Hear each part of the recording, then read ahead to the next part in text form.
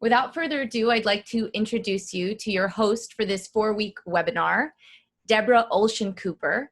Debra Olshan Cooper has been an entrepreneur and CEO of several companies in the past 30 years, including Real Life Communications, one of New York premier luxury, fashion, entertainment, music, and beauty public relations, marketing, and social media firm. When she moved to South Florida, she opened Fresh Connect Public Relations and Marketing, where she steered several clients into well-known brands. In addition, while a short stint in New Jersey, she began Daycation Today, a full-service staycation concept allowing mothers to take a day for themselves by providing services, treatments, educational consulting to give moms a me day. Debra started YourCareerDesignLab to bring the same sensibility of 30 years of writing and producing client stories to bring them to their rightful place in the spotlight, whether on television, newspaper, or magazines. Debra has experience designing and producing other people's stories to garner the attention they deserve. Her passion is young adults and has been exceptionally successful in identifying and creating young graduate stories in a way that sends their resume to the top. Clients work one-on-one with Ms. Cooper and then role plays to ensure they encompass their story. Upon completion, Ms. Cooper helps young graduates find their rightful place in finding their career through her varied networking contacts. Ms. Cooper guides you step by step through the career landfields and into their perfect career. So I'd like to hand it over to Debra. Thank you so much, Rivka. I greatly appreciate that introduction. Tonight is going to be so fun. What I'd like to show you is how in your interviewing process, you are able to excavate your last 4 years of college and even before then. It could be your internships, your jobs, your extracurriculars, your community service. Let's find those stories and passion that puts you on the map. And we do that, it's like everything in life, right? We hear stories all the time. We're watching Netflix, that's a story. Somebody's telling you a story. Those are the kinds of stories you want to bring into potential employers. Those are the stories that you want to make somebody feel what you are all about. So tonight, we're going to start that and start to delve into some of the questions that instead of saying, I did this, I did that, you can actually excavate a story that will make somebody feel and know who you are. When you go into an office and somebody asks you what your strengths is, you do not want to talk in ambiguity. You want to talk from strength. And what I mean by that, again, is your story. So I'm going to open it up to you guys, and I'm going to ask you, what is your strength? And from there, we're going to start to craft something a little bit more in depth, as something that brings you to life. Let's start.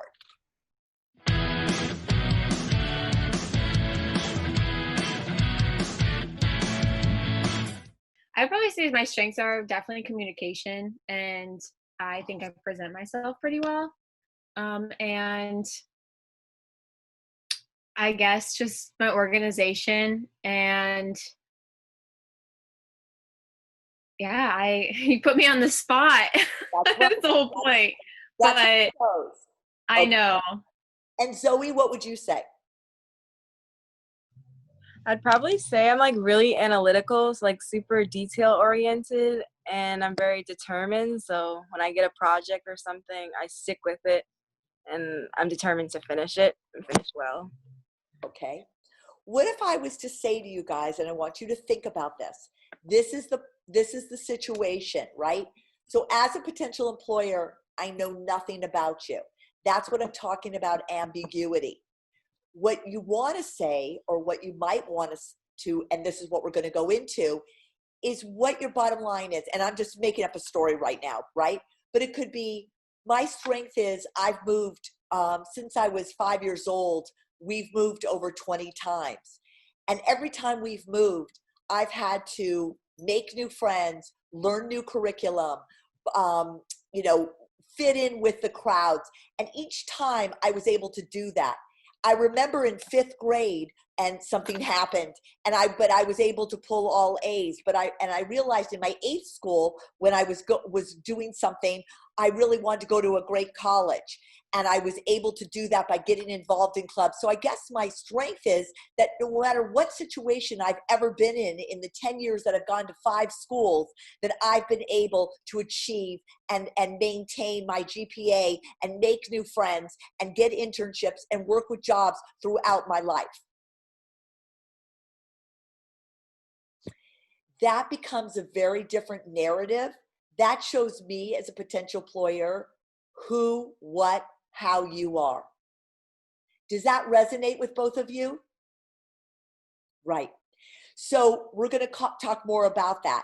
The same question be, what are your weaknesses? What would you say, Libby, for your weakness? I'd probably say my weakness is I can take a lot of time on something. So something like even just an email, I analyze it too much to a point where like it should have just been sent.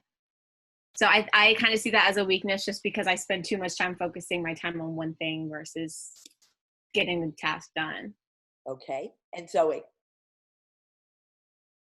I'm kind of a perfectionist, but I feel like sometimes it works against me where like I don't start something because I want it to be perfect. So I guess procrastination. Okay. And that would be your typical answers that you would give, right? But when you talk about your weakness, again, you want to go in specific. There was a time that I did a project, and because I spent so much time on it, it became past due, and the project that we're working on became obsolete. But what I learned, and then what you always want to come back with, but what I learned from my weakness is that I can do this now. I monitor my time, or I put a thing on my time that I know if I'm going into perfectionism or if I'm going into, is this right? I say, okay, move on, change the channel, let's move forward. So you always want to come back with a strength, even if you talk about your weaknesses. And some other things I want you guys to think about. What would you like your career to look like 5 years from now?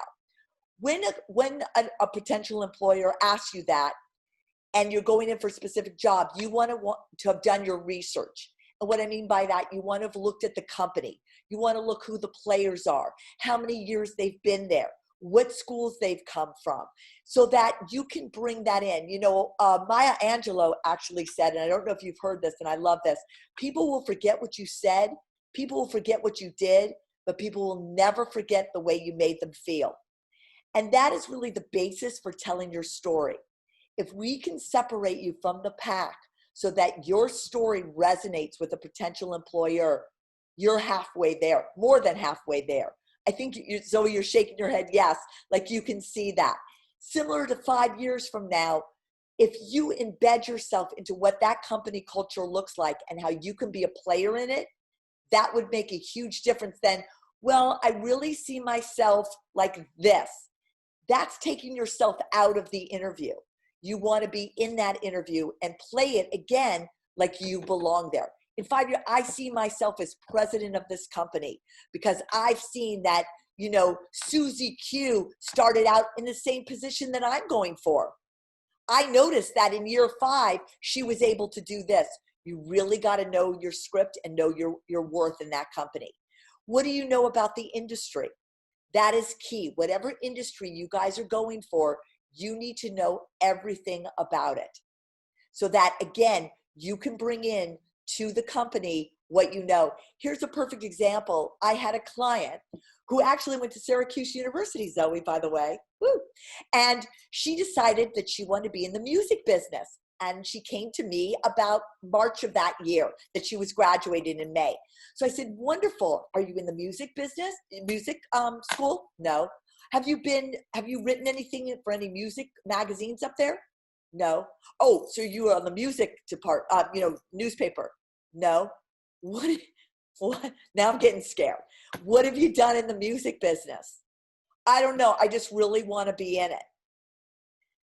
From there, I introduced her to the magazine up there. There's a magazine, I forgot, it's called Watts, 21 Watts.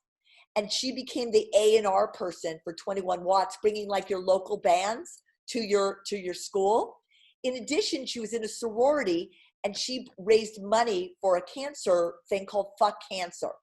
Well, we came to find out by doing the research that Scooter Braun, one of the biggest producers who produced Taylor Swift at the time, wife had cancer, and she started Fuck Cancer. So again, the story became, hi, Scooter Braun, I'm looking for an internship in your company. By the way, I was able to raise $25,000 through my sorority for your wife's cancer foundation. Who do you think got hired? Right? It's that connection, you guys. It's finding that little gem. Now, you might find that when you do your to-do list, you know, which could, oh yeah, I raised money for that. Oh yeah, that person said that. And to further go on with that, I happen to know a friend who is vice president of Epic Records. So I told her to get on the train from Syracuse down, and she's like, I'm not getting on the train. I can't meet with this person. I'm not going to get on the train now. She got on the train. She met with him. She walked out with a goodie bag. She said it was the best day of her life. I'm sure there's been better days since then, but it was still pretty cool. He happened to know somebody up at Syracuse who at iHeartRadio would DJ. And he does a podcast on how you balance school life at Syracuse. I just happen to be, but I know people at Libya as well, at UCF, and work. She did a podcast with him. We were able to put that on her resume. Again, setting her apart from the rest of the pack. So there's just one example of knowing about your industry. Can you describe a time when your work was criticized? Again, detail. It was one time where my boss told me this, but you know what? I realized next time I went over and above by doing this. Always come back with what you learned. What's your greatest failure? Why? And what did you learn from it? You know, kids today all feel like they're not accepted to fail. And I just spoke at Live Nation in LA, and that is one of the greatest strengths is knowing your failure and having failures. That's something a company was really interested in. So let's think about that as well. And what was the most difficult period in your life, and how did you deal with it? And here's one that people ask. If you were at a business lunch and you ordered a rare steak and they brought it well, what would you do? And you might say, oh, that's like the stupidest question I've ever heard. But that tells a lot about your character. A lot of these questions deal with personality, career, and situational questions that every employer will ask. And tell me about your proudest achievement. So I'm going to go back to you guys. Zoe, we'll start with you. What would you say was your proudest achievement? In my life, like not academically, just. Right. Well, I guess it goes without saying graduating from college, but that's really cliche. Probably when I transformed my body through fitness. So when I was able to do my first couple of pull-ups, I realized that I had control over my body. And that was a really proud moment for me. You know what? I really like that. And on the to-do list or on this question, I want you to expound on that. Because you know what, you guys? You always want, whatever you say when we tell our stories, you always want to include the who, what, where, why, and how. You don't want the employer, like I'm sitting here, Zoe, if you were to say that to me and I'm like, wow, that's really interesting. Maybe I transformed my body. You know, maybe I was like 200 pounds so I could relate to you in that way. But I want to know how. Like, what was your story? Were you 200, like, did you have disease? Did you have diabetes and or your family's from?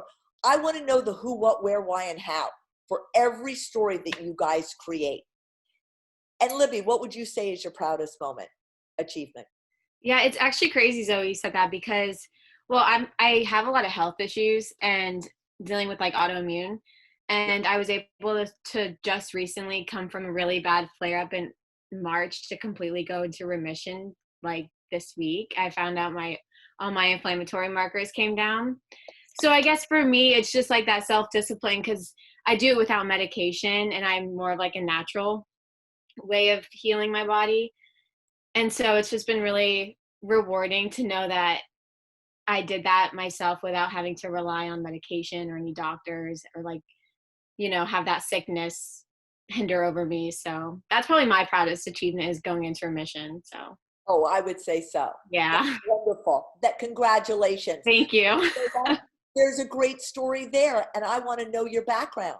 You know, if I was in a potential employer, what are all the struggles you've gone through and how you've been able on your own to do that. So again, you guys, you're important in life. Your stories, your background is important and brings value to a company.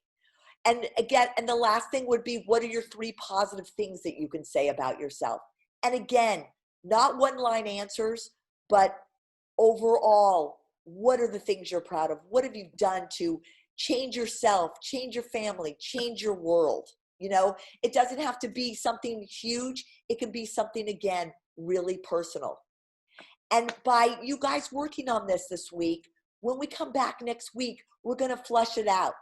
And you're going to be able to walk away with really good stories. So Zoe or Libby, if somebody's on the phone or somebody goes, oh, just like 1 minute, or they're like looking completely bored, they're not going to be, because you're going to be engaging them and they're going to be so interested in what you have to say.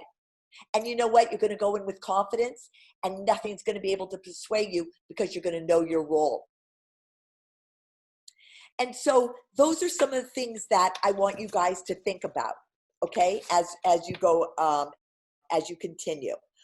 You know, one of the things that we could go, I want to introduce to you a client of mine, which I think will be really helpful.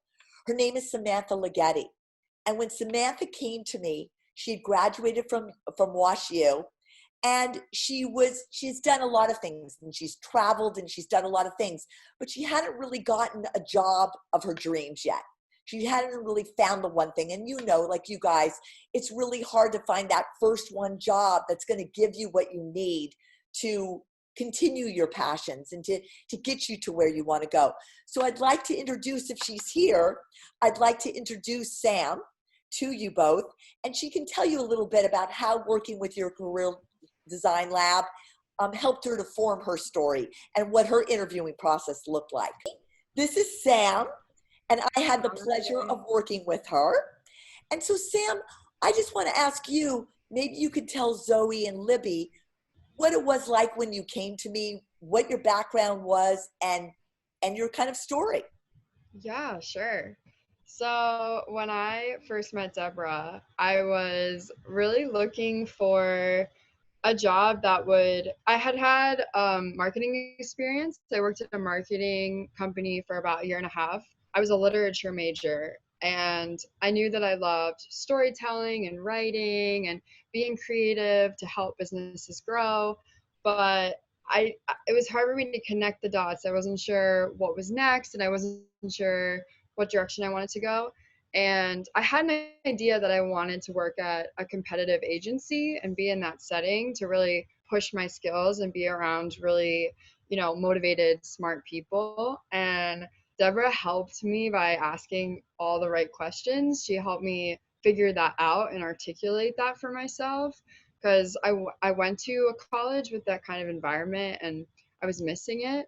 And yeah, it was hard because I remember when we first talked, I had so many ideas. I thought about working at a nonprofit because I'm also really passionate about mission-driven work, and then also an agency where I just work on any accounts, big corporate accounts, whatever, but it would be for the intense environment. But the nonprofit would be for the cause. And then, I had my own freelance business already doing marketing stuff on the side, but it was kind of lonely and I kind of missed having a team and mentors. So I had a lot going on.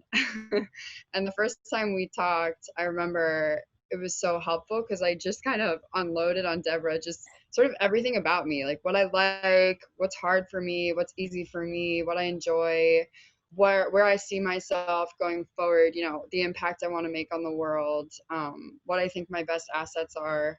And yeah, it was just super helpful to talk that through. And over the next times we met, we came up with my story, my career story, that I would tell employers. And I totally agree. I can't stress that enough. If you have that story really down, it makes you stand out so much. It's so engaging for the employer.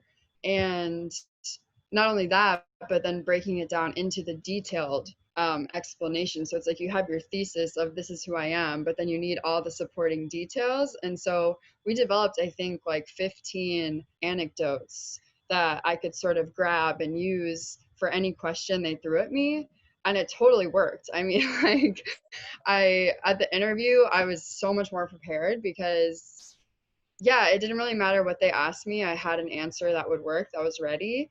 And it was not about just being like, oh yeah, I think I'm really creative, so I'd be great at this creative agency. It was more like, oh, well, I directed 2 plays my senior year of college, and one of them raised $10,000 for the YWCA. And so I'm really passionate about using my creativity to get results. You know, it was so much more, I had so much more quantifiable data to back up my claims about myself. And also I put together a little presentation that showed all my work in college and in my previous job. And yeah, I just totally recommend that route of being so prepared, because there's nothing worse than underselling yourself. Like, we all have so much to offer companies, and it's easy being in an entry level position thinking you don't, or kind of doubting yourself or having imposter syndrome. But the thing is, you do. You're a new young mind for this new generation. Companies need to be plugged into it, so they need you. And it's just about, don't be afraid. Especially I think women too have this issue of sort of being afraid to, you know, really be confident about what they can bring. But just owning that, I think, is so powerful. Yeah. That's so great. That is so true, Sam. And Sam was, I have to say, God love her, you know, and I'm sure you guys both have this too. She had a lot going on. So it was Yeah. really doing that deep dive of what are the important things. And when she interviewed, you know, we also do networking. So I had her set up with an agency, because for all the things that she wanted to do in life, working with a big advertising, PR, marketing kind of agency, that would help her to catapult into anything else that she wanted to do. You know, sometimes your first career is just something that kind of uses all of your skill sets so that you've got a background. So now she has all her skill sets, plus she worked on the Hilton. What were some of the clients that you ended up having at the PR firm? Yeah, so I got hired, and my clients were big name Hilton, Bank of America, Florida Power and Light. Yeah, big companies and important clients to the agency. So I got really amazing exposure working in any team meeting with the client. There would be a senior member present. So just seeing how they spoke with the client, and you know, the way they communicated, and yeah, it was invaluable. It was a really intense experience, but it was like a boot camp in all the professional skills you need, and the way that business at such a high level is done. And that's exactly what I wanted. It's kind of like being paid to learn. But I also realized that I'm not super into extremely rigid hierarchies and power structures. And I've always been super entrepreneurial. So my dad as well, like, it's in my family for sure. So I'm starting my own business now, and I'm using the communication and marketing skills I learned, and the business skills, and even the softer skills, like how to send a nice email to somebody quickly, or yeah, how to keep in contact with people and network. And yeah, I'm really excited about this new venture as well. You know, that's something too, you guys, is that now is the time. Thank you, Sam. I really appreciate you saying that. And if you guys have any questions for Sam, please put it in the chat, and Rivka will ask her. But, you know, now is the time too. And everybody, and look at, we all know what's going on in the world. So I really give kudos to you guys for showing up tonight, because it's still about you. You know, this world will come back. This will come back stronger. It may be a new normal, but you know what? It's going to be a better new normal for you guys, for the class of 2020, to be honest with you, because you have resilience, and use that in your interviewing skills as well. And, you know, there are companies, there's organizations called Next Gen HQ. They have coffee chats every Wednesday. It's a great way to start to network and just, hey, who are you? Well, I'm Zoe. I just graduated from Syracuse. I'm looking for this. It's a bunch of entrepreneurs who just on a Wednesday have a little coffee chat. And they also have opportunities on their website that you can apply for. There are jobs out there. And what's going to be great is when you get one like Sam did, if she was to get that same job now, she would be doing the job of 20 people, but she'd be able to raise herself much higher because they're not going to have, you're not going to be getting coffee for 2 years anymore. They're going to hire you and they're going to expect you to be doing the job of 20 people because there may be only 4 people in the department rather than 20 people that used to be in the department. But it's going to give you an opportunity to use your skill sets. That's why telling your story of all your skill sets are so important now, because they're going to look for the person who's going to be capable of doing those 20 jobs. And then you're going to be able to move up much faster and be viable in that company. So there's silver linings, you guys, everywhere. When one door closes, 5 other ones open. Trust me, it will happen. Thank you, Sam. You guys, no problem. I'd love to open it up to some Q&A now and hear what you have to say and any questions that you might have. And you all feel free to use the chat box. You're also welcome to just, since it's a small group of us, ask your questions out loud and have a dialogue. Libby, let me ask you guys a question. What did you graduate in? I'm actually graduating in something called entertainment management. So it's like specific towards a UCF major, but essentially like communications, just anything in the entertainment industry. I actually really want to get into production and video editing. I worked for radio as an intern, and then I was able to move up into programming for a classic rock radio station. And that was awesome because then I got to do some editing and production for that. And so then I actually left because I was supposed to study abroad this semester, but that got cut short. So now I'm working for a digital broadcasting company and doing more video than I would be audio. So, yeah. Very good. Well, digital marketing is going to be obviously huge in the coming year and years and years from now. Because, it's interesting when I was talking to the Live Nation kids, so many of them love concerts and doing all the big concerts and live performance. And for right now, that's not happening. Yeah. So, but utilizing, if you've learned any of this, quite frankly, utilizing that kind of concept and bringing it into digital marketing or production and trying to, like all those performers who did things from home. Wow, that was like awesome, So you're really on a great path. And that's something we could talk about moving forward. Yeah. So what about you, babe? So I graduated majoring with a BA in media and technology, but most of my internships, though they were short, most of them have been like PR, communications related. Great. So is that an area you want to get into, PR and marketing for?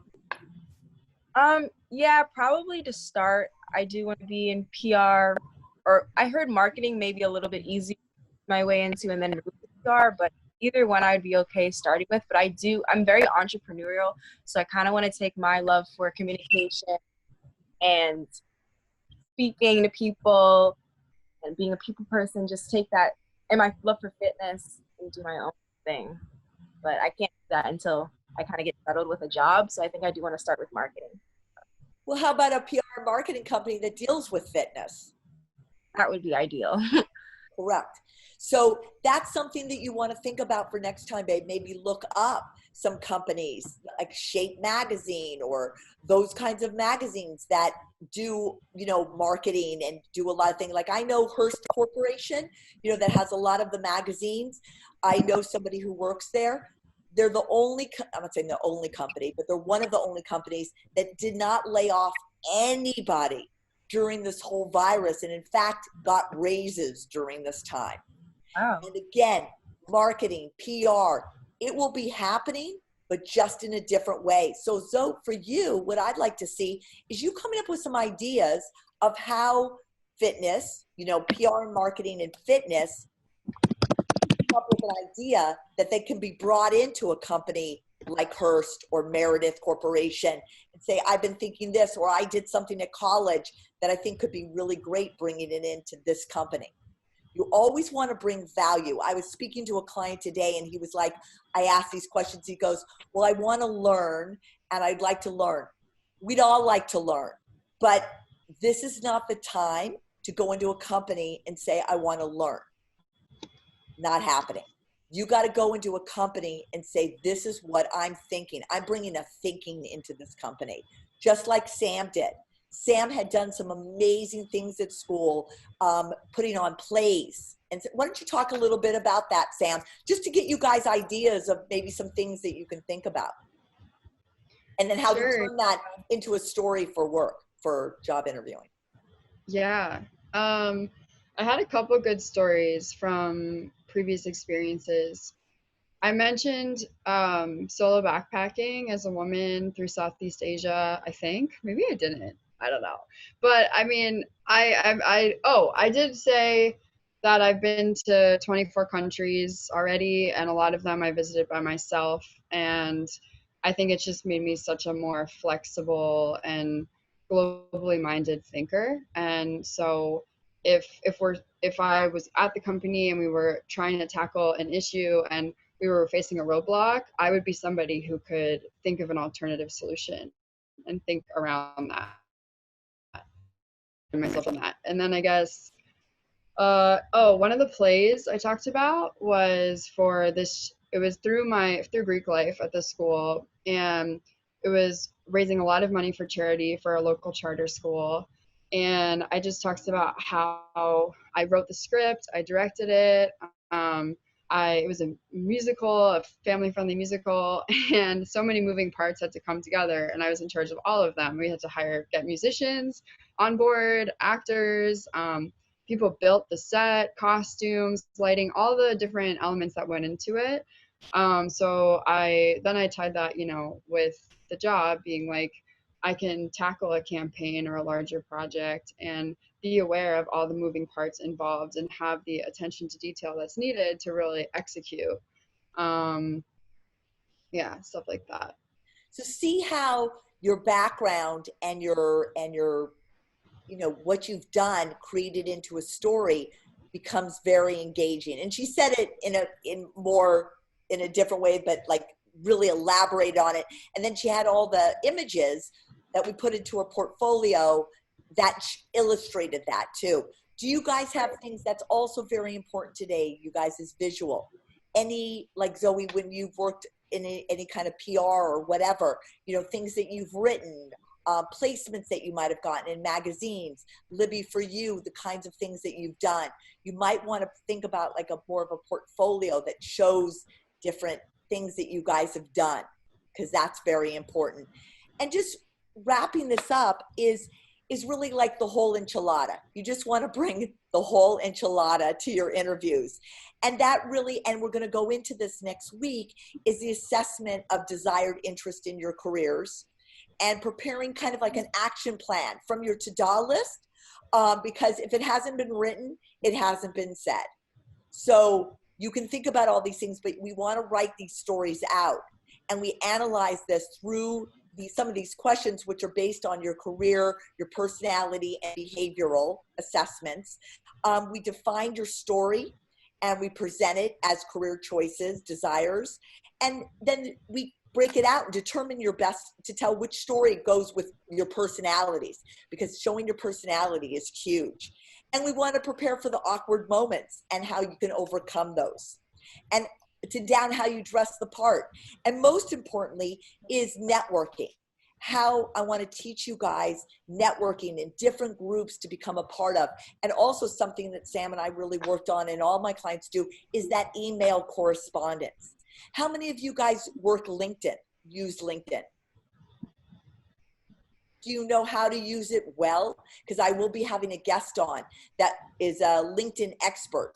How you go to maybe 2 or 3 years outside of school that are in your desired realm, if you will, of interest, and how you can connect to those people and the right way to write an email to be introduced to.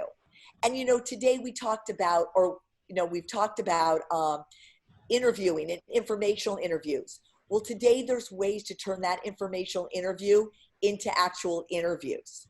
I mean, that informational interview that I had set up, the girl from Syracuse, the client, a year later, the guy from the VP of Epic Records contacted her to see if she still needed a job. She didn't need that job, but then he said, could you recommend people? So it's very important to stay in contact with the people and the right and the wrong way to do it. So I want to teach you that, because also today it's very intergenerational. Today jobs, again, are not working for people. It's how you work together. Similarly, the girl I was mentioning again, she had written to another person I knew who was the VP of Casablanca Records. I have it here, or something like, you know, Casablanca Records. He had just, during this time of coronavirus, he's sitting there looking through emails. He's like, oh, just wondering if you got a job yet. She goes, yeah, I'm working for the Futuristics. It's a music company out in LA that puts producers, writers and producers together, and songwriters. He's like, oh, I'm looking for a client of mine to be doing that. So all of a sudden, last year, oh my God, to work for the president, the VP of you know, a record company, now has become her ally and her co-padre in working together. This is the opportunities that exist today, you guys, for the class of 2020. Is there any other questions that you guys have for Sam or for myself? I have one thing to add, actually. Yeah. I would say in the hyper-specific stories that you come up with, maybe I could give one example that, yeah. Okay, so I just really saw the power of thinking of it really like a story with the beginning, middle, end, and you have some kind of issue and then how you resolved it. Meaning like a problem that the company was facing and how you stepped in to help. So at one of my jobs, I was working at a branding agency, and for example, the client wasn't super on board with the color palette that we presented. So we looked at the colors and we realized they had these really abstract names, like, you know, sienna brown and whatever blue, that had nothing to do with their brand, but their brand was a health and fitness brand. So we're like, or health and wellness. We're like, okay, why don't we just kind of tweak these colors a little and rename them Zen, peace, beauty, restoration. Name the colors, things to do with the brand, and suddenly, even though we barely changed the colors, the client loved the color palette. So little stories like that, where it shows how you rose to a challenge and you kind of thought differently about it, or you went the extra mile to turn things around, I think are really, really great. And like the specifics, and yeah. Or it could be something like, oh, well, I redesigned the company newsletter. It was really outdated, the design, and so I designed it in a certain way, and the open rate increased by 2% from, you know, 5% opens to, or it increased from 5% opens to 8% opens, which is a huge jump. And, you know, be able to sort of quantify it if you can. Exactly. Like, do you guys have Instagram, or have you done anything on social media where, Zoe, for instance, with your fitness thing, and you know how you said you changed your body, have you done that on social media, showed people how you did it? Do you send messaging out regarding it? Well, the process started well before I was on social media, but I'm still in the process of transforming. So I do upload videos and tips and recipes for healthy eating and stuff like that. Yeah. And what is your social media following? I had 2,000. I believe I have like 2,000 now. About. Zoe! Great. Now, would you ever have thought, before I mention this, would you ever thought of telling something like that? No. Exactly. Bingo. Bingo. That is an amazing story. I want you to flesh that out for next week. You bring that into a company or to a shape magazine or to a fitness kind of company. Look, there are so many Instagram influencers right now. Melissa, I mean, I follow all of them. How easy would it be for you to Twitter with them or follow them on Instagram and say, hey, this is what I do. I built this. I'd love to work with you. I mean, it's so exciting, you guys, the abilities and the things that are out there, the entrepreneurship abilities that you have. So isn't that incredible? You would not have thought that as a story, but as Sam and I just said that to you, or Sam had said that, and I brought that up, boom, that's amazing. And Libby, how about you, babe? Like what you've been doing, what are you thinking about? Yeah, no, I just got the guts to start a YouTube channel because I like to edit. And so I've done that. And then I started a Wix website, kind of like a portfolio that has all my blogs I wrote for the radio station, audio production and video production. So as I continue with the broadcasting company, I want to add the links to the video production tab. And so pretty much just right now, just a YouTube channel and Instagram, Facebook, all that stuff. And then the Wix site that I just created. You guys, you are absolutely on your way. I love what I'm hearing.